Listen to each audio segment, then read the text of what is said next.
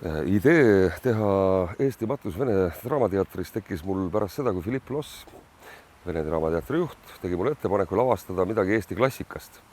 No tema loomulikult arvas, et tuleb kas Tammsaare või Kitzberg või midagi sellist, aga Andrus Kivirähk on juba praegu Eesti klassik ja miks mitte lavastada elavat klassikut, ei pea ju alati kadunukeste ümber tantsima.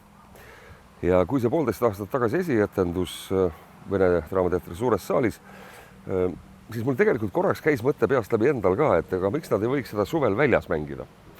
Aga seda ma muidugi ideena välja ei käinud ja nüüd pärast kurja koroonakriisi tuli Vene Draamateater ise ideega välja, et äkki võiks selle lavastuse tuua õue. Ja et äkki isegi mõelda seda teha siin Viimsis. Ma ei olnud siin ühtegi etendust ise varem vaatamas käinud. Ma tean, et siin on enne tehtud, aga minu meelest on see täiesti ainulaadne koht selle tüki jaoks ja loomulikult meri, millest lavastuses juttu ei ole. Lavastus ise toimub sisemaal, jõe ääres, aga ma arvan, et see meri annab veel ühe suure vabaduse mõõtme juurde, mida noored tegelased selles lavastuses kannavad. Olen aru saanud, et see on üks Vene Draamateatri suurimaid hitte. Et ma usun, et nende 8 või 9 korraga, mis siin mängitakse, teda repertuaarist maha ei võeta, et arvatavasti mängivad sees edasi ja sõltub publiku huvist, võib-olla siis järgmine aasta jälle siin. See on kaasaegne näidend.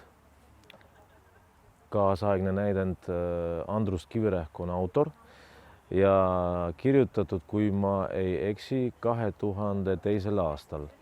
Ja vaatamata sellele, et see on kaasaegne näidend, see lugu universaalne, kuna räägib universaalsetest väärtustest ja inimeste muredest. Ehk tõenäoliselt seda võib võrrelda klassikute teostega, näiteks August Kitzberg, kui me Eesti autoritest räägime, eelmise sajandi algus, või näiteks Tšehhov, kui me räägime vene kirjandusest.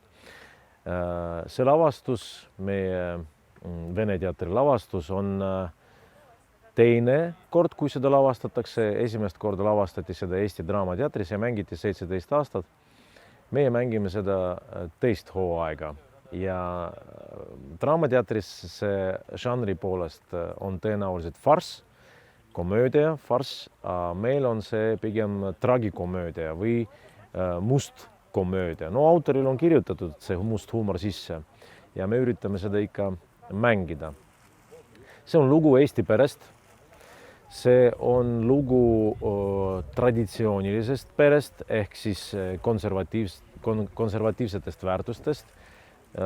Sureb kõige vanem pereliige, vanaisa ja kõik tulevad maatustele, kõik sugulased. Ja nagu tihti sugulased suhtlevad ainult peielaua taga või pulmalaua taga. Ja tulevad välja kõik pretensioonid, tulevad välja kõik ütlemata sõnad ja samamoodi siin sugulased hakkavad asju ajama. Kes on õige mees, kes on vale mees ja tuleb hästi palju huumorit sellest, kuna see on ikkagi eneseiroonia. Eesti autor, Eesti näitlejad kõigepealt mängisid seda ja meie vene näitlejatena, kuigi elame Eestis, mängime seda Eesti nimedega, aga see väga hästi sobib ka vene perede kohta. Ehk siis põhimõtteliselt see on universaalne lugu ja tuleb välja kõik see pask, vabandust. Ja selles ongi ehedust, kuna kõik saavad aru, et nendest asjadest tavaliselt ei räägita, aga peab rääkima, et õnnelikult läbi elada perekonnast suhted. Ja lõpeb kõik pulmapeoga, kuigi traagilise lõpuga, aga tihti nii on. Matused vahetuvad pulmadega. Kuna nüüd me mängime seda vabas õhus, Vabaõhumuuseumis Viimsis, siis võib öelda, et see on ikkagi teine lavastus, mitte see, mida me mängime Vene teatris suurel laval. Seda on isegi koos lavastajaga uuesti kõik läbi käidud, kõik lavale tulekud ja minekud lavalt. Ehk siis me teeme põhimõtteliselt uuesti seda, kuigi me teame väga hästi stseene ja teksti, aga siin teine kvaliteet tekib lavastusel. ja me mängime seda 9 korda, 1. augustist kuni 9. augustini, välja arvatud 3. august, see on see esmaspäev, siis me ei mängi. 9 korda mängime siin ja võib öelda jah, et see on ikkagi hoopis teine lavastus kui see, mis oli Vene teatri suurel laval. За день до смерти я встретила его. Он косил траву у дороги и кашлял, как лошадь. Я ему говорю: Андрес, а что это ты так кашляешь среди лета? А он говорит: да сам не знаю, уж несколько дней как пристал ко мне этот жуткий кашель. И знобит меня, и по ночам не сплю, во всем теле жар, и каждая жилка ломит. Господи, говорю, да у тебя ж никак воспаление легких, а ты еще траву косишь. Немедленно, говорю, ступай домой. И Марет в город позвони, пусть приедет, там лекарство привезет, горчишник или еще чего.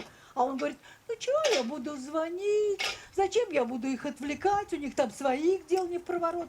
А я вот пожую луковицу, попью горячего молочка, а вось оклемаюсь. Может, оклемался бы, если бы лежал в постели.